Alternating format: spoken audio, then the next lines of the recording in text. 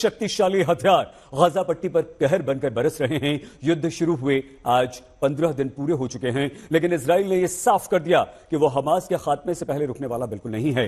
Gaza पट्टी border पर जहां सेना इजराइल के शक्तिशाली टैंक्स तैनात हैं, तो आसमान से हमलों की किश्त जारी है। युद्ध के 15वें दिन कैसे गाजा धमाकों से हिला है, दहला है, देखिए हमारी ये एक्सक्लूसिव रिपोर्ट। ये इजराइल का इंतकाम है, जिससे गाजा पट्टी कांप रही है।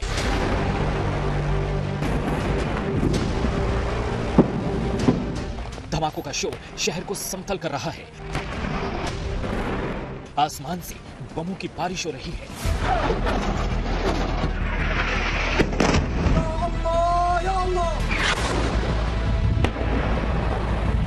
सीमा पर टैंक तैनात है।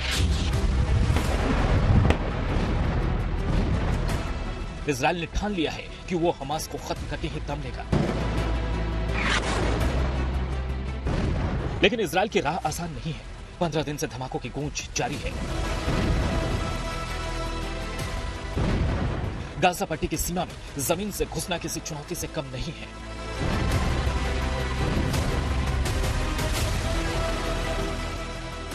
एक बार फिर इजराइल ने हमलों की किश्त जारी की और उसका वीडियो भी दुनिया को दिखाया। देखिए कैसे इजराइल सड़क पर जाती हुई एक कार को टारगेट करता है और फिर उसे बम से उड़ा देता है।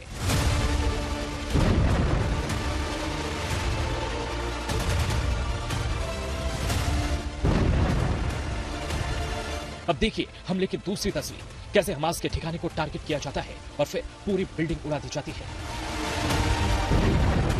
इजराइल ने साफ कर दिया कि हमास को अपनी गुस्ताखी की कीमत चुकानी ही होगी।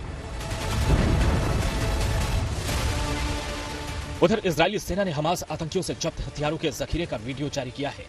इजराइल की सेना ने वीडियो में बताया कि हमास के आतंकी कितने खतरनाक और आधुनिक हथियारों का इस्तेमाल करते हैं। हथियारों में रॉकेट लॉन्चर से लेकर हैंड ग्रेनेड तक हैं। गाजा में 4137 लोग मारे जा चुके हैं, जबकि इजराइल में 1400 लोगों की मौत हुई है। हमास 7000 रॉकेट हमले कर चुका है, जबकि इजराइल गाजा पट्टी पर अब तक 9000 बम गिरा चुका है। हमास के 9 टॉप कमांडर मारे जा चुके हैं, जबकि इजराइल की सेना को भी नुकसान हुआ है। गाजा के 30% घर तबाह हो चुके हैं, जबकि इजराइल के शहरों में भी काफी नुकसान हुआ है। हमास सिर्फ इजराइल का सामना कर रहा है, जबकि इजराइल के लिए लेबनान में हिजबुल्लाह का मोर्चा भी खुल चुका है। युद्ध के बीच गाजा के लिए राहत भरी खबर भी आई। मिस्र के साथ लगने वाली राफा क्रॉसिंग से राहत सामग्री के लिए बॉर्डर खोला गया।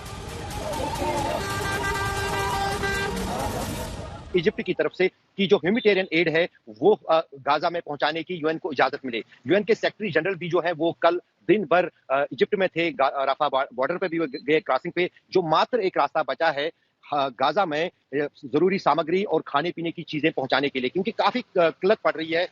1/3 घर जो है गाजा में तबाह हो गए हैं, लोग सड़कों पर हैं या टेंटों में हैं, उनको कहीं अकोमोडेशन नहीं है, खाने की किल्लत है, पीने की पानी की सबसे ज्यादा किल्लत है। तो जाहिर है कि उससे कहीं ना कहीं ये राहत का कार्य जो है, इससे कहीं ना कहीं गाजा के आम नागरिकों को कुछ राहत जरूर पहुंचेगी और साथ ही साथ उसमें आने वाले दिनों में तेजी आ सकती है। और जाहिर है जब राहत का कार्य एक तरफ चल रहा हो और बॉर्डर से जो है ह्यूमैनिटेरियन एड जा रहा हो, उस बीच इसराइल को भी कहा गया होगा कि वो थोड़ा सा जो हमले अपने हैं वो कम करें। देखिए ड्रोन तस्वीरों में राफा बॉर्डर का नजारा, जहां दूर तक राहत सामग्री के ट्रक खड़े हैं।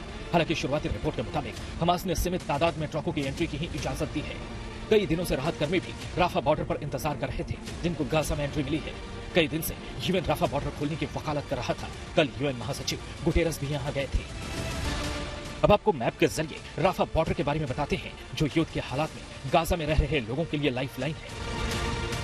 गाजा से निकलने या गाजा में जाने के कुल 3 रास्ते हैं।